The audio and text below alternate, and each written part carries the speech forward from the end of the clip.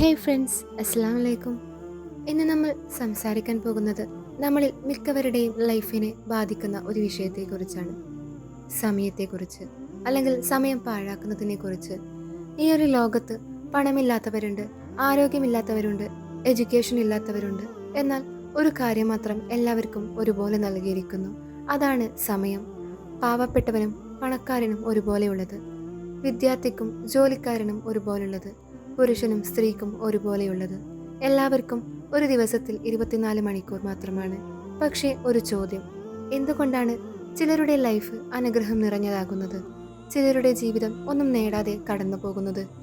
Difference എന്നത് പലപ്പോഴും സമയം ഉപയോഗിക്കുന്ന രീതിയിലാണ്. നമ്മൾ പലപ്പോഴും പറയാറുണ്ട്, സമയം കിട്ടുന്നില്ല. പക്ഷേ ശരിക്കും സമയം കിട്ടുന്നില്ല എന്നതല്ല. അല്ലെങ്കിൽ ഉള്ള സമയം നമ്മൾ പാഴാക്കുന്നതാണോ റിയൽ പ്രോബ്ലം?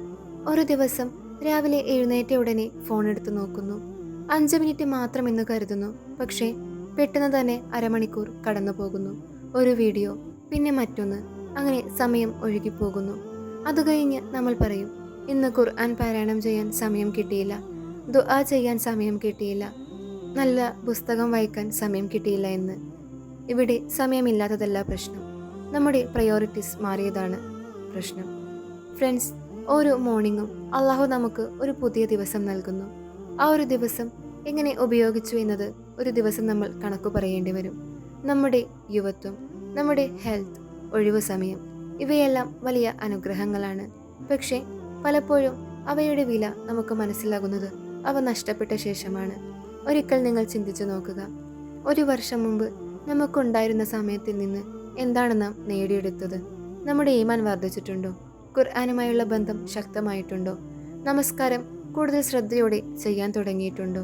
അല്ലെങ്കിൽ ഫോൺ ഉപയോഗം മാത്രമാണോ വർദ്ധിച്ചത് എന്ന് നിങ്ങൾ സ്വയം ചോദിച്ചു നോക്കുക. ഒരു ഡേ എത്ര സമയം സോഷ്യൽ മീഡിയയിൽ ചെലവഴിക്കുന്നുണ്ട് എന്ന്. അതിൻ്റെ പകുതി സമയം പോലും അള്ളാഹുവിനെ സ്മരിക്കാൻ നാം ചെലവഴിക്കുന്നുണ്ടോ? നമ്മുടെ ലൈഫ് മാറ്റണമെങ്കിൽ ആദ്യം സമയം മാറ്റണം. ദിവസം ഫജറോടെ ആരംഭിക്കാൻ ശ്രമിക്കുക. മോർണിംഗിൻ്റെ ശാന്തത അനുഭവിക്കുക. ആ ഒരു സമയത്ത് ഖുർആൻ പാരായണം ചെയ്യുക, ദുആ ചെയ്യുക, അള്ളാഹുവിനോട് നിങ്ങളുടെ ലൈഫ് ഏൽപ്പിക്കുക. അങ്ങനെ ആരംഭിക്കുന്ന ദിവസങ്ങൾക്ക് ഒരു പ്രത്യേക സമാധാനമുണ്ടാകും. ഫ്രണ്ട്സ്, സമയം പാഴാക്കുന്ന മറ്റൊരു കാര്യം അനാവശ്യ ചർച്ചകളാണ്. മറ്റുള്ളവരുടെ ലൈഫ് അന്വേഷിക്കാൻ നമുക്ക് സമയം ധാരാളമുണ്ട്. പക്ഷേ സ്വന്തം ജീവിതത്തെ ഇംപ്രൂവ് ചെയ്യാൻ സമയം നമുക്കില്ല. മറ്റുള്ളവരുടെ തെറ്റുകൾ കാണുന്നതിനേക്കാൾ സ്വന്തം തെറ്റുകൾ തിരുത്താൻ ശ്രമിക്കുക. ഓരോ ദിവസവും ഒരു ചെറിയ ലക്ഷ്യം വെക്കുക. ഇന്ന് ഒരു പേജ് ഖുർആൻ ഞാൻ പാരായണം ചെയ്യും. ഇന്ന് പാരൻസിന് കുറച്ച് സമയം മാറ്റിവെക്കും. ഇന്ന് ഒരാൾക്ക് സഹായം ചെയ്യും എന്ന്. ഇങ്ങനെയുള്ള ചെറിയ മാറ്റങ്ങൾ ലൈഫിലെ വലിയ മാറ്റങ്ങൾക്ക് വഴിയൊരുക്കും. മൊബൈൽ ഫോൺ ഒരു സഹായമാണ്, പക്ഷേ അതേസമയം അത് നമ്മുടെ ടൈമിനെ നഷ്ടപ്പെടുത്തുന്ന ഒരു കാരണവുമാണ്. അതിനാൽ നാം മൊബൈൽ ഉപയോഗിക്കുന്നുണ്ടെങ്കിൽ അതിനൊരു കൺട്രോൾ കൊണ്ടുവരിക. നിങ്ങൾ ഓരോരുത്തരും ചിന്തിക്കുക, ഒരു ദിവസം അവസാനിക്കുമ്പോൾ സ്വയം ചോദിച്ചു നോക്കുക, ഇന്ന് അള്ളാഹുവിന് വേണ്ടി ഞാൻ എന്താണ് ചെയ്തത്? ആ ഒരു ചോദ്യം നമ്മുടെ ലൈഫിനെ തന്നെ മാറ്റാൻ തുടങ്ങും. നാളെ മുതൽ മാറ്റം വരുത്താമെന്ന് പറയരുത്. നാളെ നമ്മൾക്ക് ലഭിക്കുമോ എന്ന് തന്നെ അറിയില്ല. നമുക്ക് ഉറപ്പുള്ളത് ഇന്നാണ്. അതുകൊണ്ട് ഇന്ന് തന്നെ നല്ലൊരു തീരുമാനമെടുക്കുക. സമയം പാഴാക്കുന്ന ശീലങ്ങൾ പതുക്കെ ഉപേക്ഷിക്കുക.